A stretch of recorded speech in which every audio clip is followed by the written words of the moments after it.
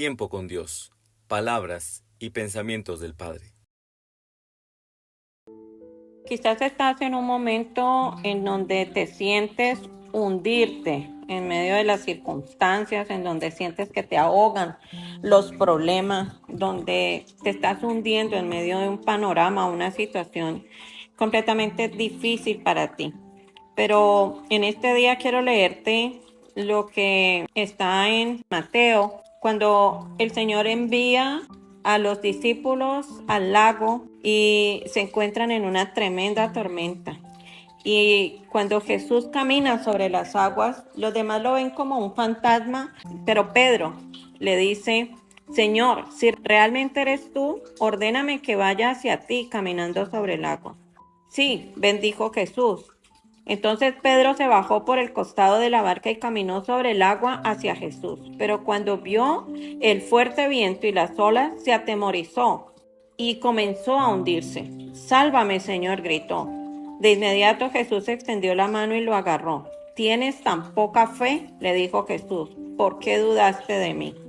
En momentos difíciles, de mucha dificultad, donde nosotros vemos que no tenemos mucha opción, donde nuestras manos parecieran no alcanzar, donde nuestra capacidad pareciera no servir, donde los recursos que tenemos pareciera que no alcanzan, no llegan al punto, donde humanamente las cosas parece que no las podemos solucionar. Es donde Dios empieza a caminar sobre nuestros problemas. Vemos que los discípulos vieron en medio de esa circunstancia a Jesús como un fantasma. Y muchos en esas circunstancias difíciles vemos a Dios como si no existiera, como si no fuera real. Pedro fue mucho más aguerrido en decirle: yo quiero caminar sobre esas aguas. Hay esta situación, hay esta tormenta, pero si tú estás allí, yo quiero caminar contigo. Yo quiero ir a ese poder, yo quiero hacer eso que tú estás haciendo. Y fue cuando Pedro salió de la barca y empezó a caminar. Dice que Pedro caminó, logró hacerlo. Pero cuando volvió a mirar la tormenta, volvió a mirar el viento, se empezó a hundir. Y este mensaje, esta palabra, nos deja muchas enseñanzas, como siempre. Y podría mencionar alguna de ellas, donde en las dificultades, por ejemplo, la primera que podría mencionar es que como no vemos a Dios, empezamos a hundirnos. Pedro iba en la barca, pero no estaba en otra posición, como en otra tormenta. Jesús estaba en la barca y estaba dormido en la barca. Los discípulos lo podían ver, pero en esta ocasión no estaba Jesús con ellos. Ellos no podían ver a Jesús. Y una cosa es que cuando nosotros no vemos a Dios, no vemos lo que Él está haciendo, nosotros tenemos que empezar a caminar en el lenguaje del amor de Dios, que es la fe. Porque la fe dice que es la certeza de lo que se espera, la convicción de lo que no se ve. Él quiere que nosotros lo veamos a través de su palabra, aprender a creer por convicción y no por vista.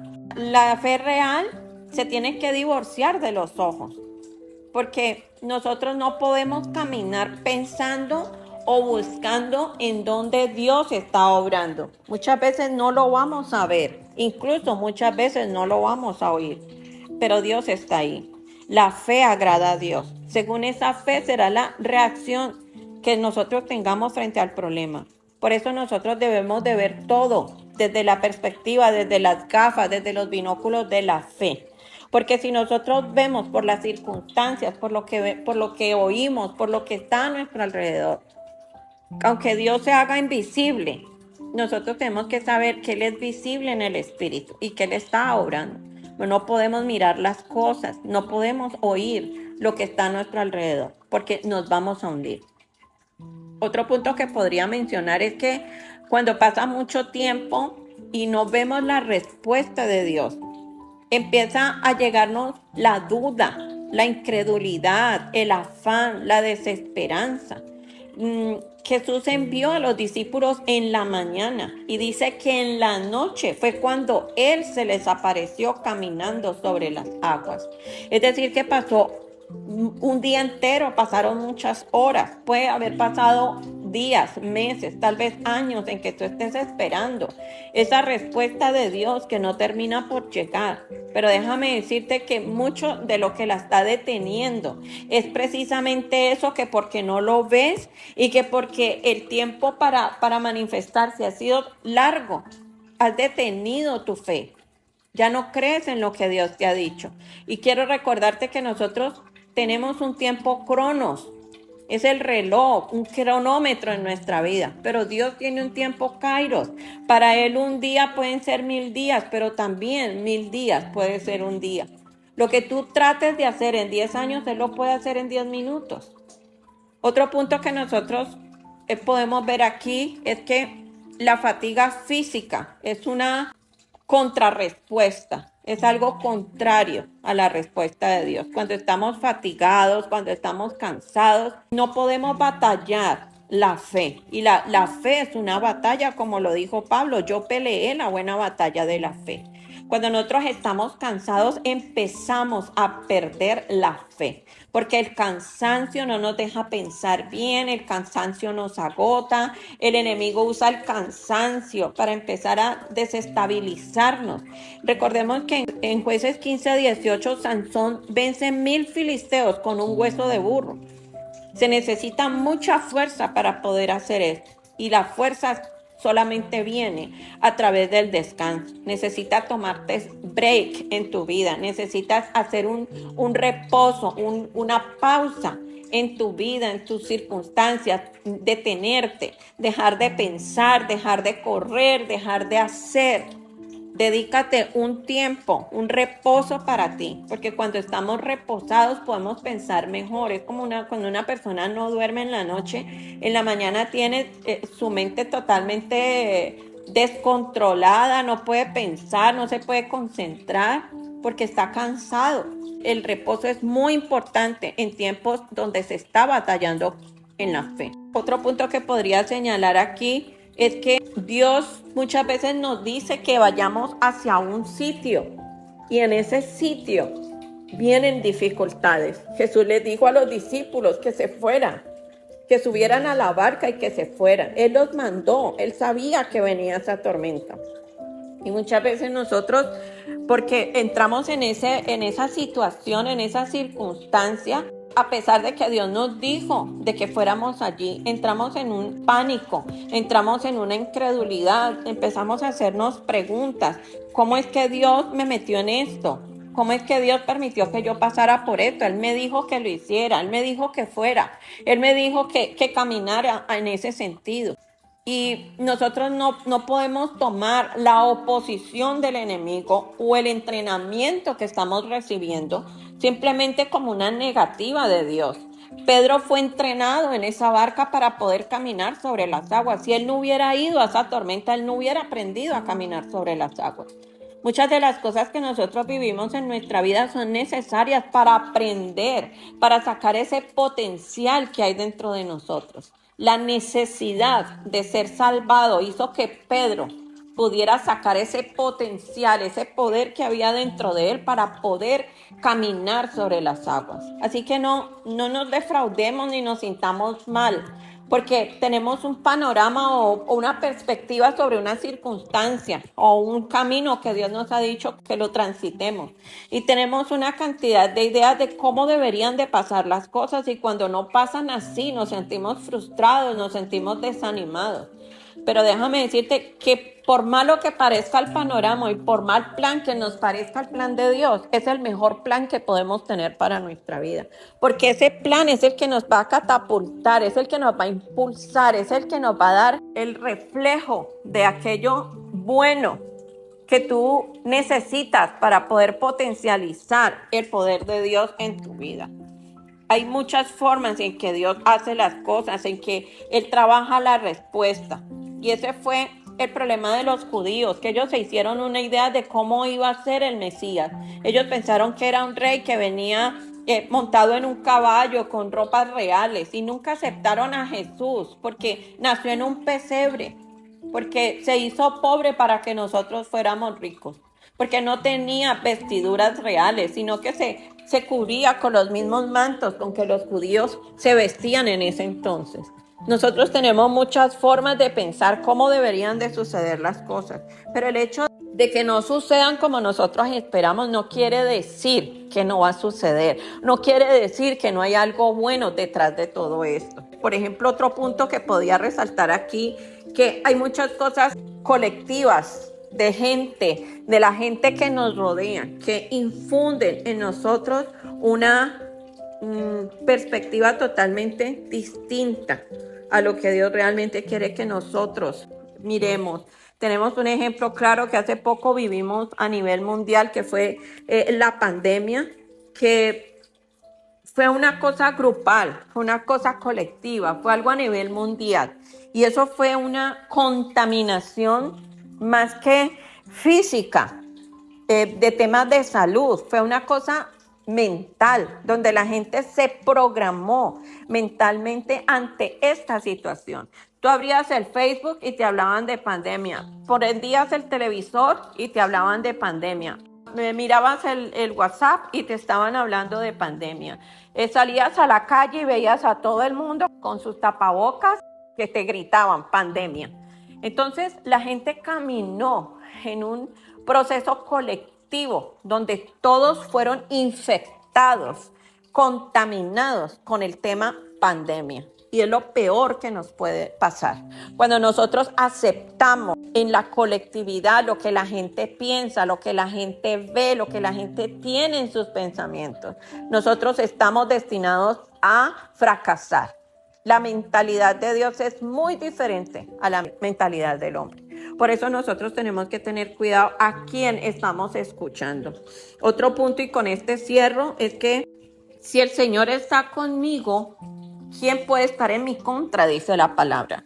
Necesitamos tener certeza, tener la seguridad de que Dios está con nosotros, aún en la tormenta, aún en el problema, aún en el conflicto, aún en la necesidad.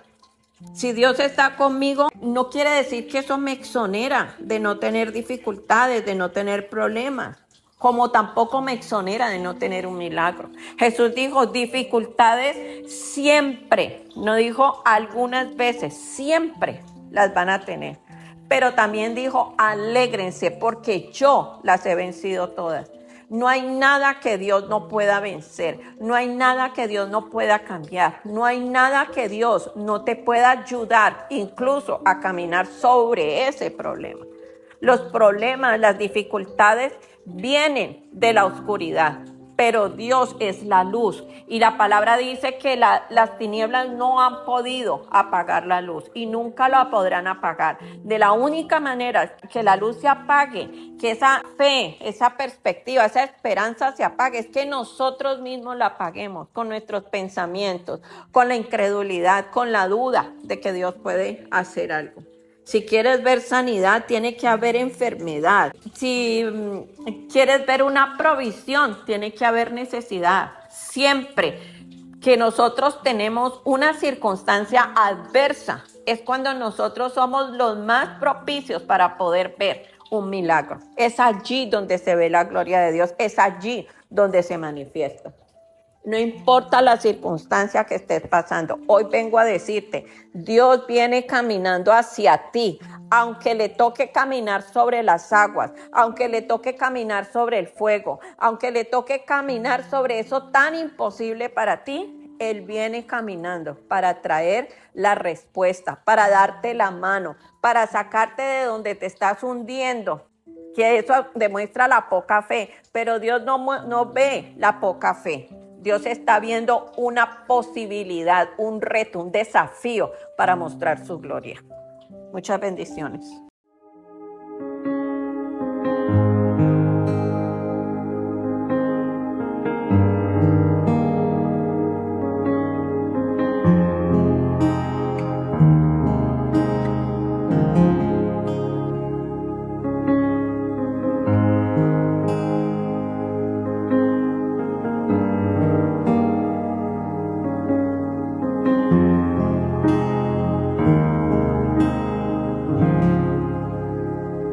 Voy a adorar, voy a adorar, Voy a adorar, sé que algo sucederá.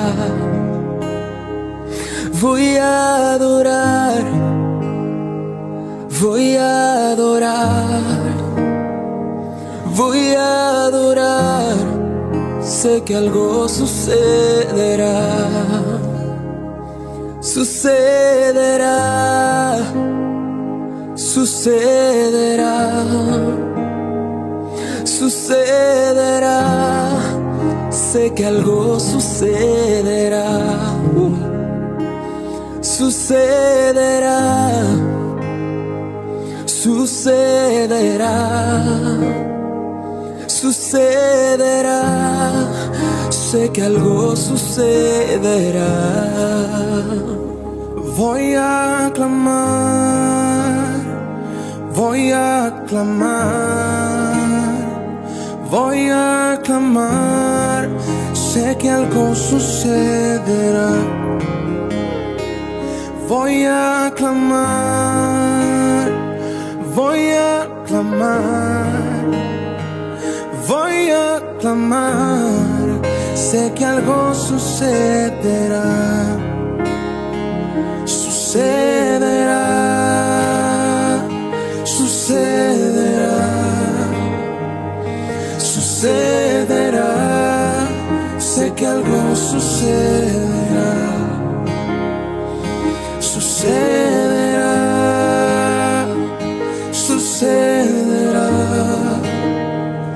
sucederá, sé que algo sucederá. Levanta una alabanza genuina. Levanta una alabanza y algo sucederá. Levanta una alabanza por encima del problema. Levanta una alabanza y algo sucederá. Sucederá, sucederá, sucederá, sé que algo sucederá. Sucederá, sucederá, sucederá, sé que algo sucederá.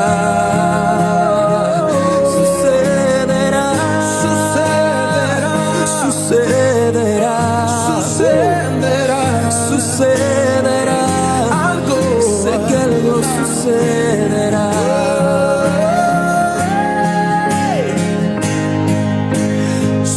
Sucederá,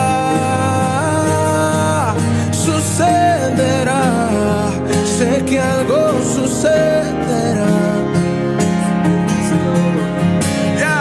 Si te busco sé que te hallaré.